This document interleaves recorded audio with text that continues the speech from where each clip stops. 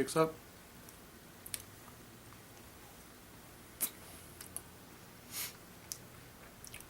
Good.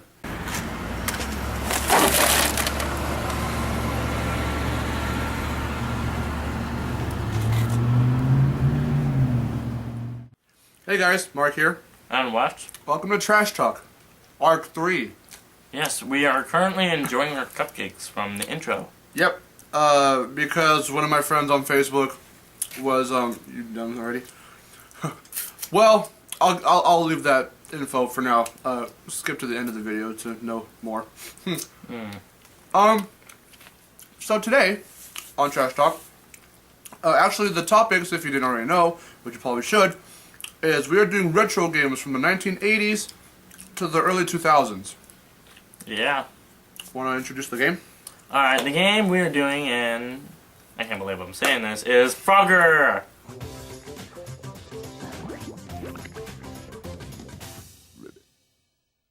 Not the arcade version, but the PS1 version. Yeah, there's a 3D Frogger for the PS1, and it's really cool. At least I think, because I grew up with it.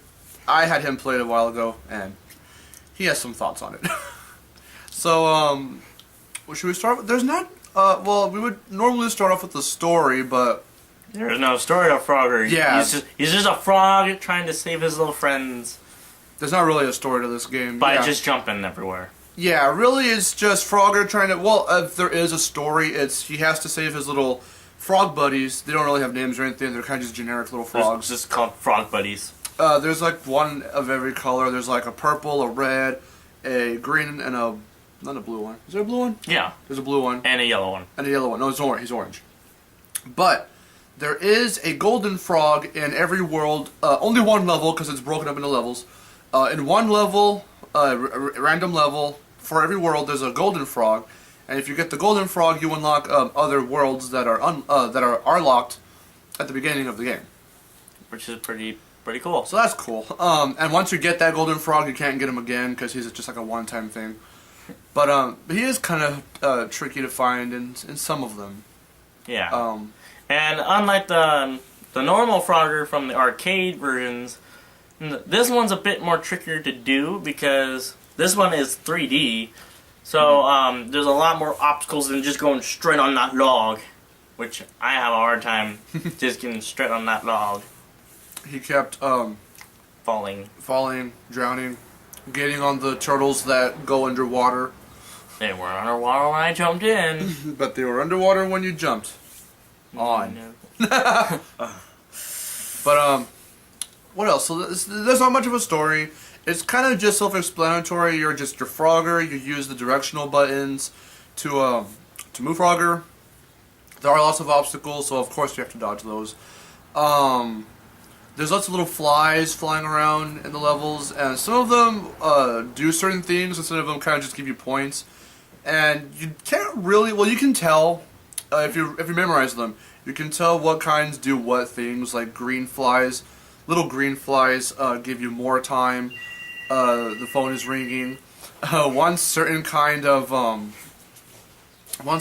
red fly will drop your time. So I'm gonna take the call or let the thing run. Hold on. Other kinds of flies that don't have that many, like, well, they have detail to them, but they're not a certain kind of color. They're just like a mesh of colors. Just, I guess, to distinguish them from specific colored flies. Those other kinds of flies give you just some points, and the points tally up near the end when you get all the frogs. So it seems like a very simple game, but then again, it's not. Yeah, with like certain maps, there's like a whole bunch of complicated buttons you have to press, and you have to know which button like activates like a certain platform. Yeah. Some of the platforms go like really fast, and you have to jump on birds.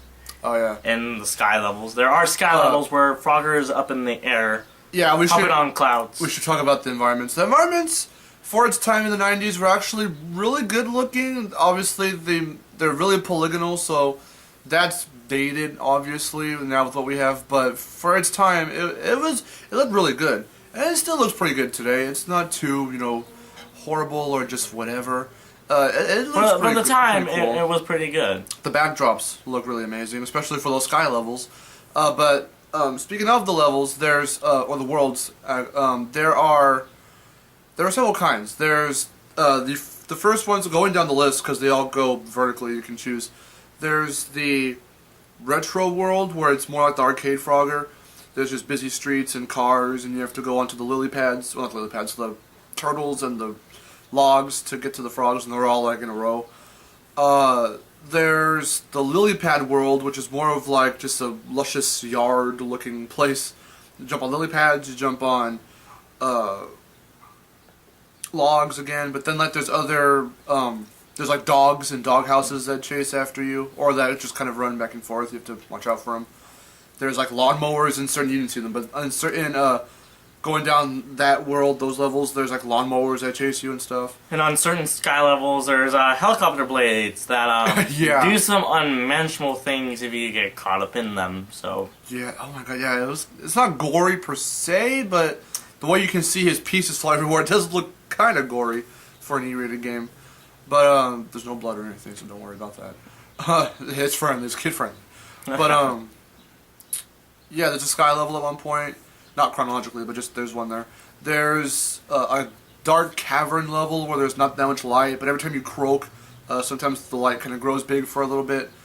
The croaking, I'll get to that, I think. Well, let's see, controls. I'll talk about controls very quickly. Sorry I didn't mention this right now. Veering off again a little bit. For the controls, like I said, the directional pads. yeah, are the main thing you use to move around.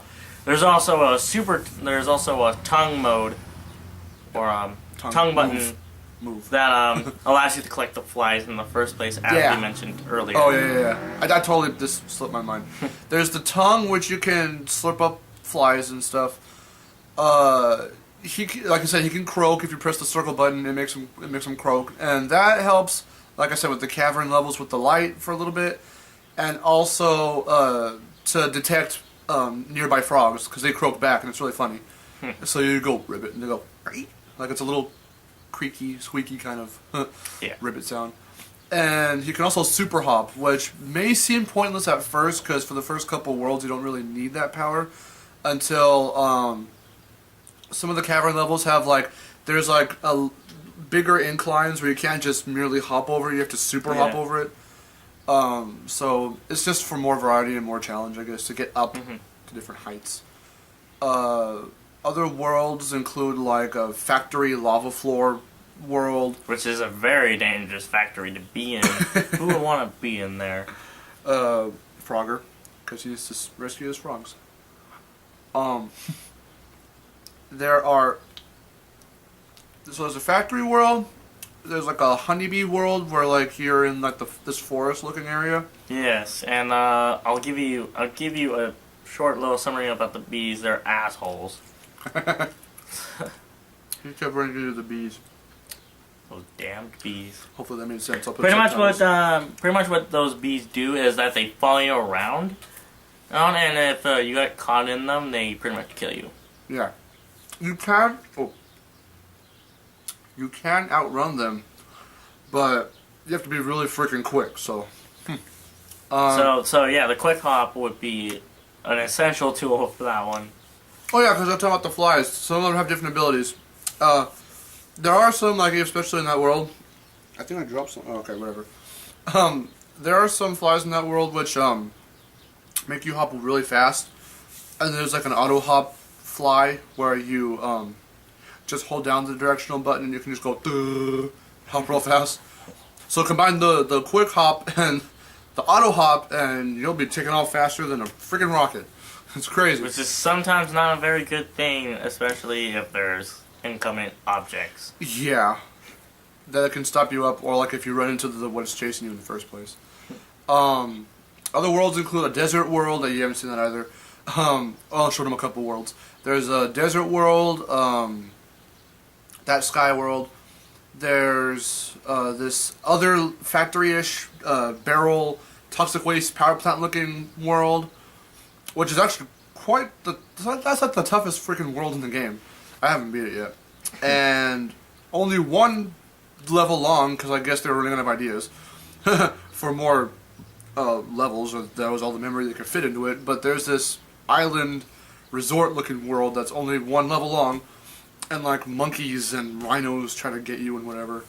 And it's fairly short. That one is tricky too, but I think the tar, because there's like tar you have to slide on, the tar barrel toxic waste place is way tougher. So the controls are sufficient, really. I mean, back to the controls again real quick.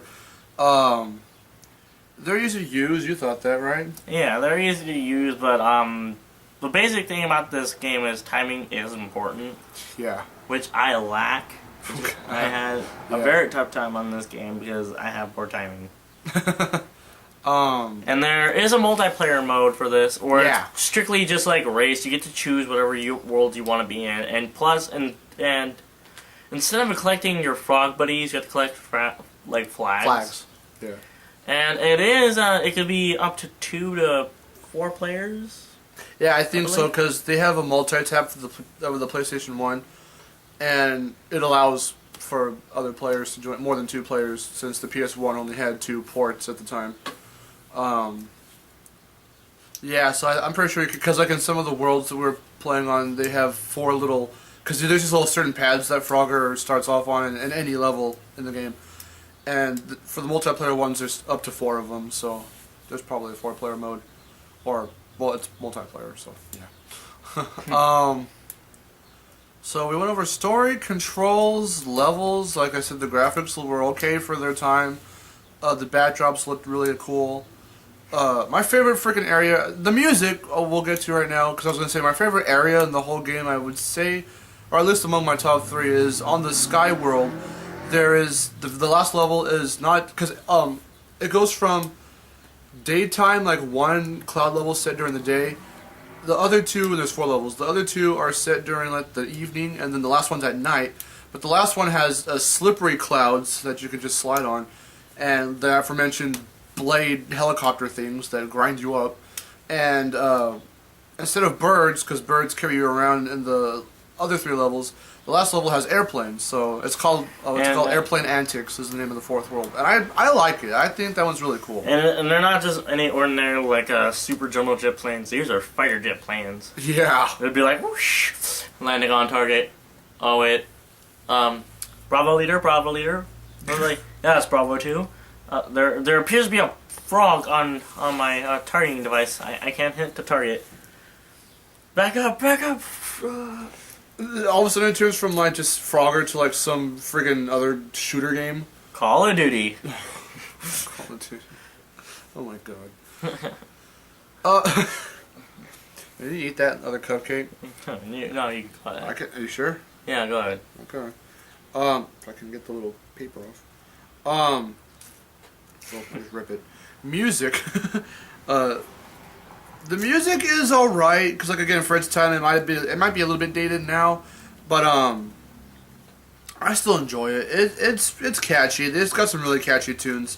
Like I don't know, there's really a variety of genres per se, but there's more of like they just kind of have the same consistent feel, I guess, all the way through, and they try to match the levels that you're in as much as they can, like.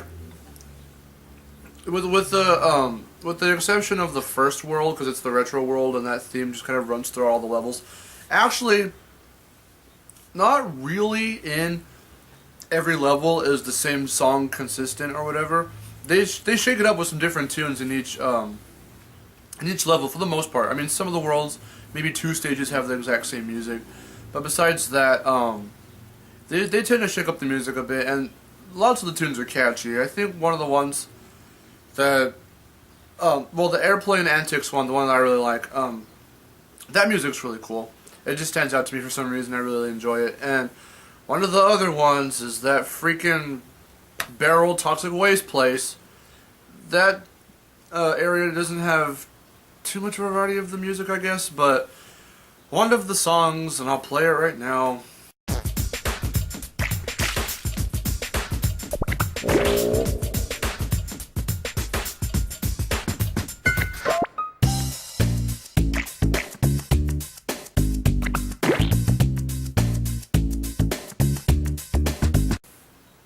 Is burned into my memory forever. That's all I can really say. I'll have you listen to it right now too, you know, because editing. But the music's really enjoyable. I really like it. Is that a word? Enjoyable. Joyful. Enjoyable. Enjoyable. There we go. Enjoyable. That's a new word. Shown right here. Yeah. Added to our little dictionary of made up words. But anyway, so I don't know. I think we'll bring back the expectations. This time, let's see. Should we change it up a bit? How can we change it up a bit? Do you think we should change it up a bit? Because for our first arc, the expectations segment of the show was, since there were E3 games, what were your expectations of the game, just because they weren't out yet? For the second arc, since there are games that have already been out, and for this arc, that's still a consistent theme. These games have been out for a long time, that's why they're retro. You've never heard of the game until really now, right? I've heard of the classic arcade Frogger. I did not know about this one. So I guess, so we'll keep the same question. What were your expectations prior to playing the game? Like when you first heard of it, what were you maybe expecting before actually experiencing it? For your case, let's make it the classical arcade Frogger instead of this game, since you've just gotten hold of it now. So, hearing of the first arcade Frogger, how old were you at that time? I was about like 5 or 6. Do you think you had any kind of expectations, or what were you kind of thinking the controls would be like with the game? What do you think the game would have been like before you actually played it? I imagine the game would be pretty easy to play. I just have to jump logs and all that. I thought it would be easy. And with this one, it's a little bit easy, but again, timing is important, and yeah, again, crappy timing. It's a little bit harder than I would expect it to be.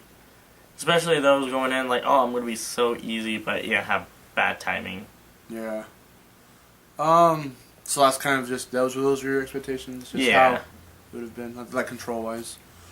Expectations prior to playing this game, how old was I when I played this game? I was quite little too. I was about your age when I played this game. I played this Frogger before the old arcade Frogger. I don't even know if I've played the old arcade Frogger before. I mean, I've seen it.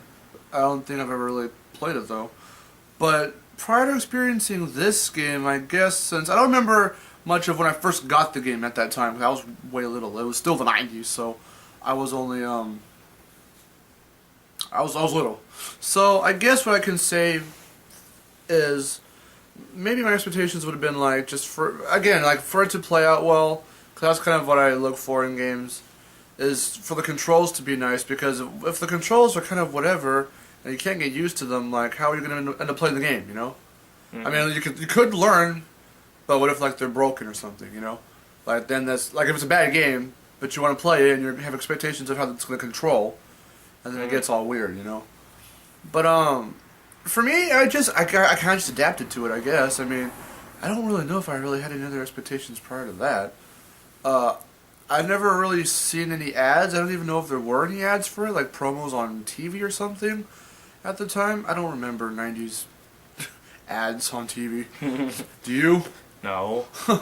If you look them up on YouTube, then maybe some come to mind, but right now, none really come to mind, so I don't think I've ever really, especially a video game ads in the 90s. I've never seen them. I know obviously they exist, but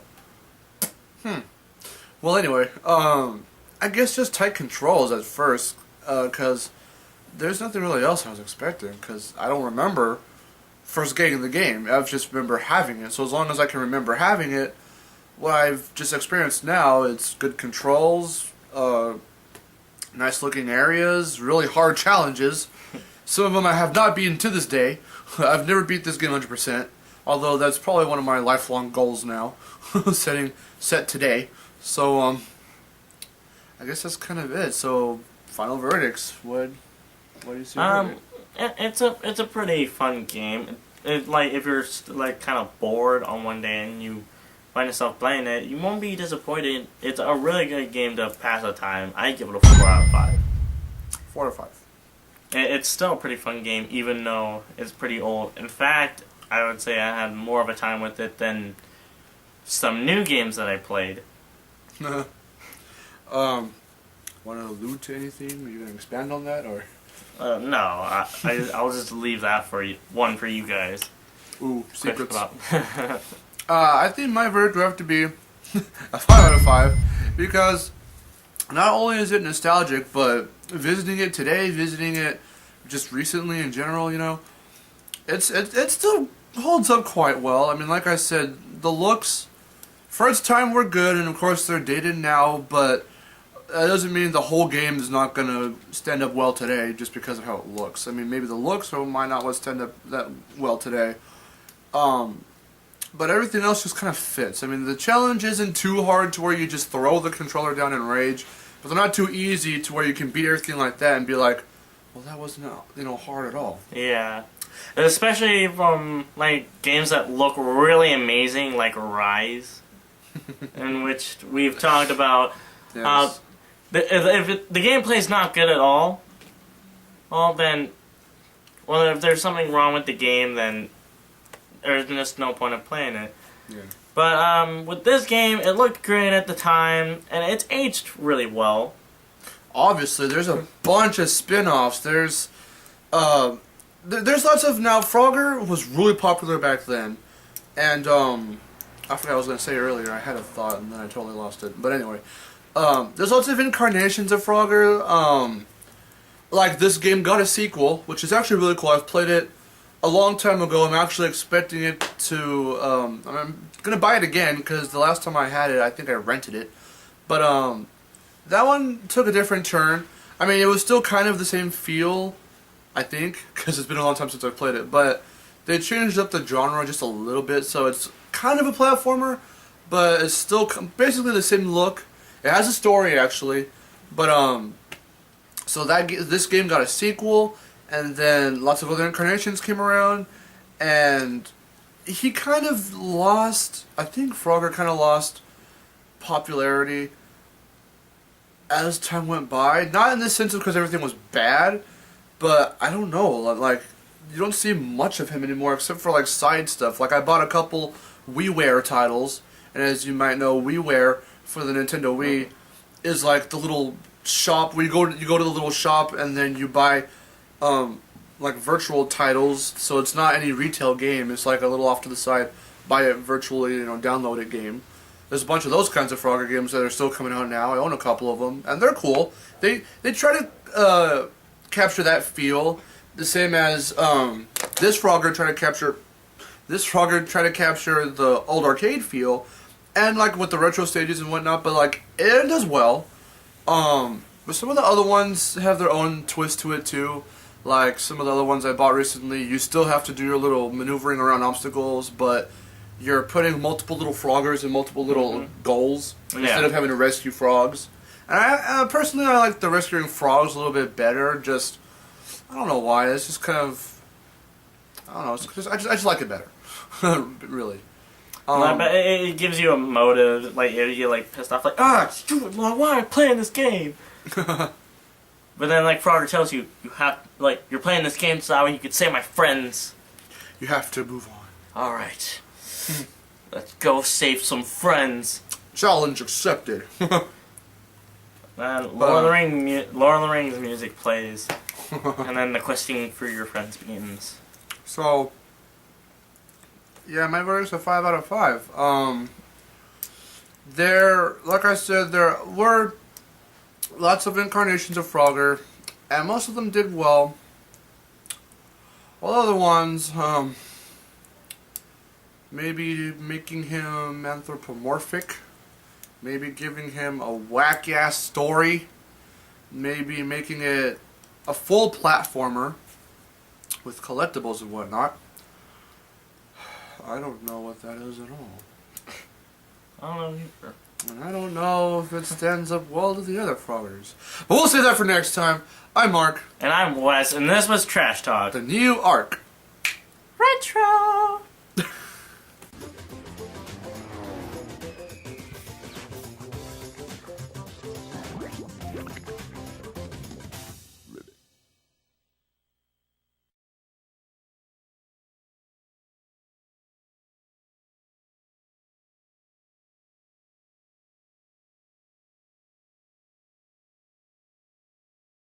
Yeah, these are red velvet cupcakes.